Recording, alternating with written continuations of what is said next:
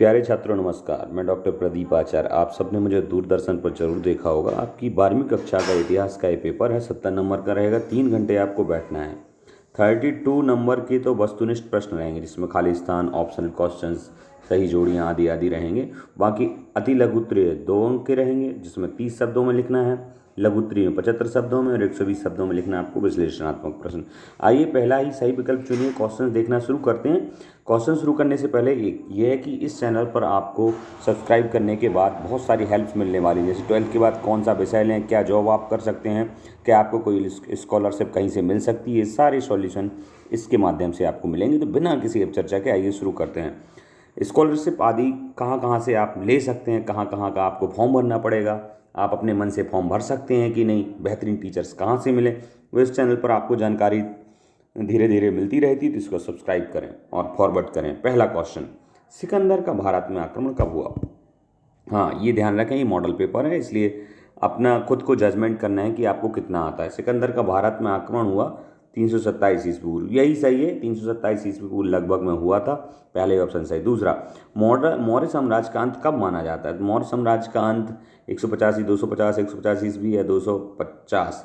तो ये इसका आंसर है 185वीं ईस्वी में मौर्य साम्राज्य का अंतिम राजा जो है वो मारा जाता है। कैलन मैकेंजी ने संस्कृत व तमिल भाषा के लगभग 8000 अभिलेख कब प्राप्त किए? लगभग इसने 1810 के शतक में संस्कृत और तमिल के 8000 अभिलेख प्राप्त किए थे। तो इसका ये आंसर रहेगा 1810वीं ईस्वी में। नेक्स्ट देखते हैं, मेगास्थनीज ने कौन सी पुस्तक लिखी है? मेगास्थनीज की पुस्तक बड़ी प्रसिद्ध है, इंडिका। जैसे मेगास्थनीज की हो गई। अर्थशास्त्र का क्या है? अर्थशास्त्र के लेखक चाणक्य या कौटिल्य माना जाता है। हर्षचरित, ये हर्षचरित खुद ही एक पुस्तक का नाम है, जिसको बाणभट्ट इसके रचयिता है। कादम्बरी भी बाणभट्ट की ही मानी जाती है। नेक्स्ट देखते हैं, ब्रह्मचर्य आश्रम कब से कब तक माना जाता है? तो ब्रह्मचर्य 4 आश्रम हैं भारत में, या वर्ग कहें या वर्ण कहें, तो जन्म से लेकर 25 वर्ष तक ब्रह्मचर्य माना जाता है और 25 से लेकर 50 लगभग तक गृहस्थ आश्रम माना जाता है। 15 या 18 ये कोई नहीं है। 18 वर्ष तक अभी वोटर आईडी वाला बात है। छठवां क्वेश्चन देखते हैं, इस काल में जैन धर्म को पुनः किसने स्थापित किया? जैन धर्म माना जाता है कि महावीर से, या कुछ लोग कहते हैं ऋषभदेव से, या कुछ कहते हैं और पहले से। तो जैन धर्म तो पहले से ही है, पर इसको पुनः स्थापित ऋषभदेव ने किया। तो इसका आंसर रहेगा ऋषभदेव। बौद्ध धर्म से संबंधित हैं। सिद्धार्थ बौद्ध के पिता का नाम है। अश्वसेन एक राइटर हैं, जिन्होंने बौद्ध धर्म से संबंधित बातें, ये पुस्तकें लिखी हुई हैं। खालिस्तान देखते हैं। पहला ही खालिस्तान है। 16 महाजनपदों में खालिस्तान को सबसे मजबूत या शक्तिशाली माना जाता है। तो सब जानते हैं 16 जनपदों में मगध को सबसे मजबूत माना जाता है। अर्थशास्त्र की रचना किसने की? प्रसिद्ध है, कौटिल्य कहें या चाणक्य, दोनों ही सही हैं। लगभग सभी लिपियों का मूल किस लिपि को माना जाता है? यानी जितनी भी लिपियां हैं, देवनागरी है, तमिल है, ब्राह्मी है, तो इन सब लिपियों का मूल है ब्राह्मी लिपि। ये ब्राह्मी लिपि इन सब लिपियों का मूल है। भगवद गीता का महाभारत के खाली पर्व में मिलती है। जो महाभारत के 18 पर्व हैं, उन 18 पर्वों में एक पर्व का नाम है भीष्म पर्व, जहाँ से युद्ध की तैयारी और शुरुआत हो जाती है। उसी में श्री कृष्ण द्वारा अर्जुन को भगवद गीता का उपदेश दिया जाता है। तो ये भीष्म पर्व में है।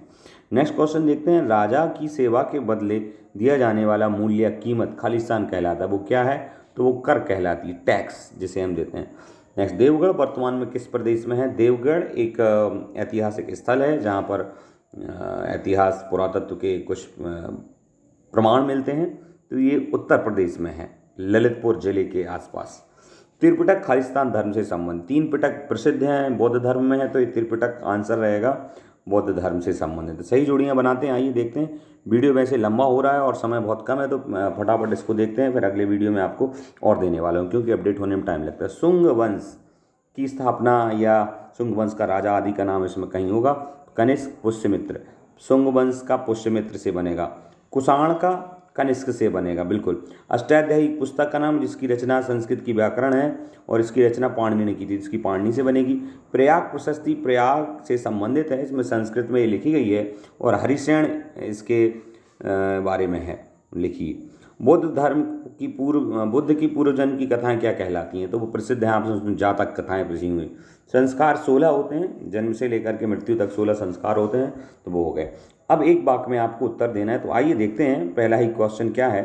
पहला क्वेश्चन है, किसी एक संस्कार का नाम बताइए। जो 16 संस्कार उसमें से कोई भी एक संस्कार का नाम, जन्म का संस्कार या गर्भाधान संस्कार, कुछ भी नाम लिख दीजिए।